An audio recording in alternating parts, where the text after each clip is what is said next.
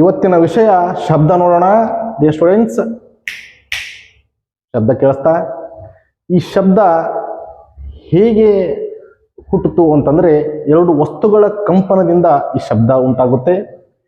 ಶಬ್ದ ಒಂದು ಶಕ್ತಿಯ ರೂಪನೇ ನಿಜ. ಡಿಯರ್ ಸ್ಟೂಡೆಂಟ್ಸ್, ಶಬ್ದ ಒಂದು ಶಕ್ತಿಯ ರೂಪ. ಎರಡು ವಸ್ತುಗಳ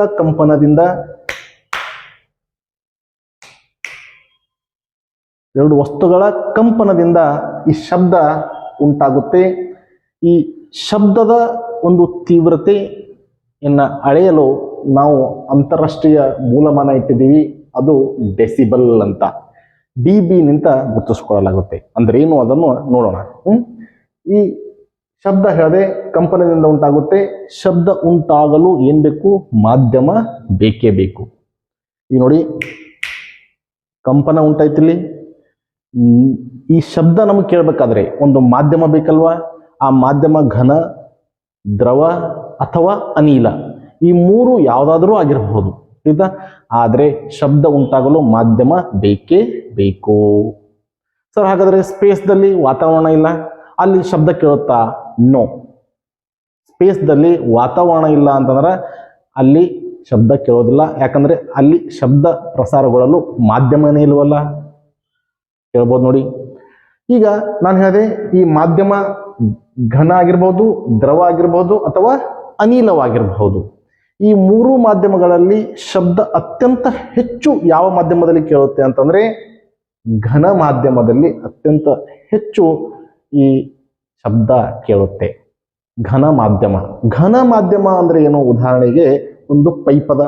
ಆ ಪೈಪ್ನಾಗ ನೀವು ಈ ತರ ಮಾತಾಡಿದ್ರೆ ಆಚೆ ಇರುವಂತಹ ವ್ಯಕ್ತಿಗೆ ಈ ಶಬ್ದ ಹೆಚ್ಚಾಗಿ ಕೇಳುತ್ತೆ. ಪೈಪ್ ಅನ್ನೋದೇನದ ಒಂದು ಘನ ಮಾಧ್ಯಮ. ಅದು ಹೆಚ್ಚಾಗಿ ಕೇಳಕ್ಕಿಲ್ರಿ.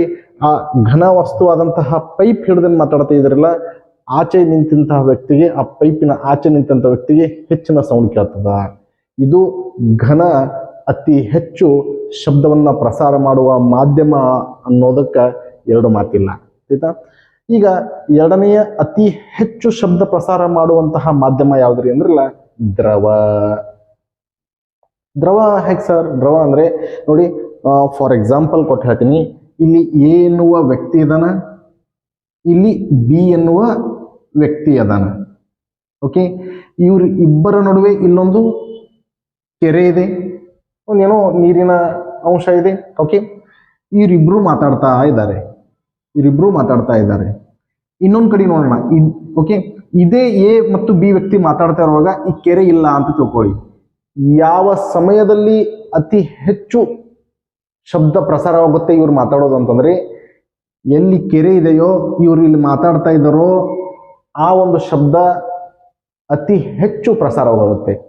ಯಾಕಂದ್ರೆ ಇವರು ಮಾತಾಡುತ್ತಿರುವ ಒಂದು ಮಾಧ್ಯಮದಲ್ಲಿ ಏನದರಿ? ದ್ರವ ಅಂದ್ರೆ ನೀರಿನ ಅಂಶ, ಮಾಯಿಶ್ಚರೈಸೇಷನ್ ಅಂತ ಏನ್ ಕರಿತೀವಿ, ಅದು ಹೆಚ್ಚಿಗಿದಿಸಲಿಂದ ಏನ್ರಿ ಇವರಿಬ್ಬರ ನಡುವಿನ ಒಂದು ಶಬ್ದದ ಪ್ರಸಾರ ಈ ಒಂದು ಕೆರೆಯ ಆಚೆ ಈಚೆ ನಿಂತಾಗ ಹೆಚ್ಚಿಗೆ ಕೇಳಿಸುತ್ತೆ. ಆಯ್ತಾ? ದ್ರವ ಇದು ಎರಡನೆಯ ಅತಿ ಹೆಚ್ಚು ಶಬ್ದ ಪ್ರಸಾರ ಮಾಡುವ ಒಂದು ಮಾಧ್ಯಮವಾಗಿದೆ. ಓಕೆ, ಮೂರನೇದ್ದು ಅನಿಲ ಅಂತಂದ್ರೆ ಗಾಳಿ. ನಿಮ್ಮೆಲ್ಲರಿಗೂ ಗೊತ್ತದೆ, ಗಾಳಿಯಲ್ಲಿ ಇದರ ಪ್ರಸಾರ ಉಂಟಾಗುತ್ತೆ, ಆದರೆ ಕಡಿಮೆ ಉಂಟಾಗುತ್ತೆ. Comparable solid and liquid. ಆಯ್ತಾ? ಘನ ಮತ್ತು ದ್ರವಕ್ಕಿಂತಲೂ ಅನಿಲದಲ್ಲಿ ಕಡಿಮೆ ಮಟ್ಟದ ಒಂದು ಶಬ್ದ ಪ್ರಸಾರವಾಗುವುದುಂಟು. ನೋಡಿ ಸರ್, ಈ ಶಬ್ದ ಹೇಗೆ ಪ್ರಸಾರವಾಗುತ್ತೆ ಅಂತಂದ್ರೆ ತರಂಗ ರೂಪದಲ್ಲಿ ಪ್ರಸಾರವಾಗುತ್ತೆ. ತರಂಗ ಅಂದ್ರೆ ವೇವ್ಸ್. ತರಂಗ ರೂಪದಲ್ಲಿ ಶಬ್ದ ಪ್ರಸಾರವಾಗುತ್ತೆ. ನಾನು ಹೇಳೋದಲ್ಲ, ಯಾವುದೇ ಶಬ್ದ ಬರಲಿ, ಕಂಪನ ಉಂಟಾದಾಗ ಆ ಕಂಪನ ಅಂತಂದ್ರೆ ಏನು ಅಂತಂದ್ರೆ ಒಂದು ಕಣಗಳು ಇನ್ನೊಂದು ಕಣಗಳನ್ನ ಒತ್ತಿ ಮುಂದಕ್ಕೆ ಹಾಕಿ ನಮ್ಮನ್ನ ಮುಟ್ಟು ಹಾಗೆ ಮಾಡುತ್ತೆ, ಶಬ್ದ ಪ್ರಸಾರವಾಗುವಂತೆ ಮಾಡುತ್ತೆ. ಈ ನೋಡಿ, ಶಬ್ದದ ತರಂಗ ರೂಪದಲ್ಲಿ ಬರುತ್ತೆ ಅಂತಂದೆ, ವೇವ್ಸ್ ಈ ತರ ಅಂತ ತಿಳ್ಕೊಳ್ಳಿ. ಈ ತರಂಗ ರೂಪದಲ್ಲಿ ಬರುವುದರಿಂದ ಅಂದ್ರೆ ನಾನು ಹೇಳ್ದ ಕಣಗಳು ಏನ್ ಮಾಡ್ತಾವ ಒಂದಕ್ಕೊಂದು ಪ್ರೆಸ್ ಮಾಡ್ತಾವ. ಆಯ್ತಾ, ಕಣಗಳು ಏನ್ ಮಾಡ್ತಾವ ಒಂದಕ್ಕೊಂದು ಪ್ರೆಸ್ ಮಾಡ್ಕೊತ ಹೋಗ್ತಾವ. ಆಯ್ತಾ, ನೂಕ್ತಾ ಹೋಗುತ್ತೆ, ಹೀಗೆ ಶಬ್ದ ಪ್ರಸಾರವಾಗುತ್ತೆ ಅಂತ ಹೇಳ್ದ. ಇದು ಏನು ನೂಕುವಂತಹ ಒಂದು ವ್ಯವಸ್ಥೆ ಇದೆ ನೋಡಿ, ಇದು ಯಾಂತ್ರಿಕವಾಗಿದೆ. ಹಾಗಾಗಿ ಶಬ್ದದ ತರಂಗಗಳು ಯಾವ ಪ್ರಕಾರದ ತರಂಗಗಳಿರ್ತಾವ್ರಿ? ಯಾಂತ್ರಿಕ ತರಂಗಗಳಾಗಿರ್ತಾವ. ಕ್ವಶನ್ ಕೇಳ್ಬೋದು ನೋಡ್ರಿ. ಯಾಂತ್ರಿಕ ತರಂಗ, ಮೆಕ್ಯಾನಿಕಲ್. ನೋಡಿ, ಶಬ್ದದ ತರಂಗಗಳನ್ನು ಯಾಂತ್ರಿಕ ತರಂಗಗಳೆನ್ನುವರು. Because they push on each other. ಆಯ್ತಾ, ಈ ತರ. ಇಲ್ಲಿ ನೋಡಿ, ಈ ತರಂಗಗಳನ್ನ ನಾವು ಲಕ್ಷಣಗಳನ್ನ ನೋಡಿದಾಗ ಎರಡು ತರ ನಾವು ಈ ತರಂಗಗಳನ್ನು ನೋಡಿರ್ತೀವಿ. ಒಂದು ಸಂಪೀಡನ, ಇನ್ನೊಂದು ವಿರಳನ ಅಂತ. ಸಂಪೀಡನ ಅಂದ್ರೆ ಏನು ಅಂತಂದ್ರೆ, ಇಲ್ಲಿ ನೋಡಿ, ಶಬ್ದದ ಕಣಗಳು ಏನ್ ಮಾಡಿವೆ, ಒಂದಕ್ಕೊಂದು ನುಗ್ತಾ ಬಂದಿವೆ. ಇಲ್ಲೇನಾಗಿವೆ, ಹೆಚ್ಚಿನ ಕಣಗಳು ಜಮೆಯಾಗಿವೆ. ಇದು ಸಂಪೀಡನ. ಮುಂದೇನಾಗುತ್ತೆ, ಇಲ್ಲಿ ಹೋಗುತ್ತೆ, ಇಲ್ಲೇನದ, ಹೆಚ್ಚಿಗಿದ್ದಲ್ಲಿ ಸಂಪೀಡನ, ಕಡಿಮೆ ಇದ್ದಲ್ಲಿ ವಿರಳನ. ಆಯ್ತಾ, ಹೀಗೆ ಶಬ್ದದ ಕಣಗಳು ಒಂದಕ್ಕೊಂದು ನುಗ್ತಾ ಹೋಗುತ್ತೆ. ಎಲ್ಲಿ ಹೆಚ್ಚಿನ ಕಣಗಳು ಒತ್ತೊತ್ತಾಗಿವೆಯೋ ಶಬ್ದದ ಕಣಗಳು, ಅಲೆಗಳು, ಅಲ್ಲನ್ನ ಸಂಪೀಡನ ಅಂತ ಕರೆದ್ರೆ, ಎಲ್ಲಿ ಒತ್ತೊತ್ತಾಗಿಲ್ಲವೋ ಅಲ್ಲಿ ವಿರಳನ ಅಂತ ಹೇಳಿ ಕರಿತೀವಿ. ಆಯ್ತಾ, ನೋಡಿ, ಶಬ್ದದ ತೀವ್ರತೆಯನ್ನು ಅಳೆಯಲು ಏನು ಮತ್ತು ಶಬ್ದದ ತರಂಗದ ಆವೃತ್ತಿಯನ್ನು ಅಳೆಯಲು ಡೆಸಿಬಲ್ ಮತ್ತು ಹರ್ಡ್ಸ್ ಅನ್ನ ಬಳಸ್ತಾ ಇದ್ದಾರೆ. ಶಬ್ದದ ತೀವ್ರತೆ ಅಂದ್ರೆ ಏನು ಸರ್? ಶಬ್ದದ ತೀವ್ರತೆ ಅಂತಂದ್ರೆ ಇಲ್ರಿ, ಶಬ್ದ ಎಷ್ಟು ಫೋರ್ಸ್ ಆಗಿ ಬಂತು ಅದು ಶಬ್ದದ ತೀವ್ರತೆ. ಫೋರ್ಸ್, ಎಷ್ಟು ಫೋರ್ಸ್ ಸರ್, ಎಷ್ಟು ಬಂತು? ನಾವು ನೀವು ಮಾತಾಡೋದು ಸಾಮಾನ್ಯವಾಗಿ ಈ ತೀವ್ರತೆ ಎಷ್ಟಿರ್ತದೆ ಸರ್ ಅಂತಂದ್ರೆ ಇಲ್ರಿ, 50 to 60 ಡೆಸಿಬಲ್ ನಾವು ನೀವು ಮಾತಾಡೋದು. ಆಯ್ತಾ, ಈ ಟ್ರಾಫಿಕ್ ಸೌಂಡ್ ಬರ್ತದೆ ತಿಳ್ಕೊರಿ, 100 ಡೆಸಿಬಲ್. ರಾಕೆಟ್ ಲಾಂಚಿಂಗ್ ಅವು 100 ಅಬವ್ ಇರ್ತಾವ ಅದ್ರದ್ದು ಡೆಸಿಬಲ್. ಅಂದ್ರ ಶಬ್ದದ ತೀವ್ರತೆ ನಾವು ಡೆಸಿಬಲ್ ಅಂತ ಹೇಳ್ತೀವಿ. ನಾವು ನೀವು ಮಾತಾಡೋದೆಲ್ಲ ಅಲ್ರಿ 50-60 ಡೆಸಿಬಲ್ ಇದ್ರೆ ಹೇಳೋದಲ್ಲ ನಾ. ರಾಕೆಟ್ ಲಾಂಚಿಂಗ್ ಅದು ಅಬವ್ 100 ಇರ್ತಾವ ನೋಡ್ರಿ ಡೆಸಿಬಲ್. ಈಗ ನಾ ಹೇಳ್ದ ಸಂಪೀಡನ ಮತ್ತು ವಿರಳನ ಅಂತ ಶಬ್ದದ ಅಲೆಗಳು. ಆಯ್ತಾ, ಇವು ಒಂದು ಸೆಕೆಂಡಿನಾಗ ಎಷ್ಟು ಈ ತರದ ಅಲೆಗಳು, ಶಬ್ದದ ಅಲೆಗಳು ಉತ್ಪತ್ತಿ ಆದವು ಅಂತ ನಾವೇನಾದ್ರೂ ಲೆಕ್ಕ ಹಾಕ್ಲಿಕ್ಕತ್ತೇವ ಅಂದ್ರೆ ಇಲ್ರಿ, ಪರ್ ಸೆಕೆಂಡ್ ಅದಕ್ಕೆ ಹರ್ಡ್ಸ್ ಅಂತ ಹೇಳಿ ಕರೀತಾರೆ. ಅದಕ್ಕೇನಂತಾರ್ರಿ, ಹರ್ಡ್ಸ್ ಅಂತ ಕರೀತಾರೆ. ಬರ್ತೀನಿ ನೋಡಿ ಇಲ್ಲಿ, ಶಬ್ದದ ತೀವ್ರತೆ ಮತ್ತು ಶಬ್ದದ ತರಂಗದ ಆವೃತ್ತಿ. ತರಂಗದ ಆವೃತ್ತಿ ಅಂದ್ರೆ ಏನ್ರಿ? ತರಂಗದ ಆವೃತ್ತಿ ಆಯ್ತಾ, ಪರ್ ಸೆಕೆಂಡ್, ಅದನ್ನ ಹರ್ಡ್ಸ್ ಎಂದು ಕರೆಯುತ್ತಾರೆ. ಶಬ್ದದ ತೀವ್ರತೆ ಡೆಸಿಬಲ್ ನಿಂತ ಅಳೆದ್ರ ಆಯ್ತಾ, ಶಬ್ದದ ತರಂಗ ಹರ್ಡ್ಸ್ ನಿಂತ ಅಳಿತಾರೆ. ಆಯ್ತಾ, ಈಗ ನೋಡಿ ನೆಕ್ಸ್ಟ್ ಡೆಸಿಬಲ್ ಮತ್ತು ಹರ್ಡ್ಸ್ ಗೊತ್ತಾಯ್ತಲ್ಲ. ಡೆಸಿಬಲ್ ಅಂದ್ರೆ ಫೋರ್ಸ್, ಎಷ್ಟು ಫೋರ್ಸ್ ನಿಂತ ಶಬ್ದ ಬರ್ತಾ ಇದೆ. ಹರ್ಡ್ಸ್ ಅಂದ್ರೆ ಒಂದು ಸೆಕೆಂಡ್ನಾಗ ಎಷ್ಟು ತರಂಗಗಳು ಉಂಟಾಗ್ಯಾವ ಕ್ಯಾಲ್ಕುಲೇಷನ್ ಮಾಡೋದು.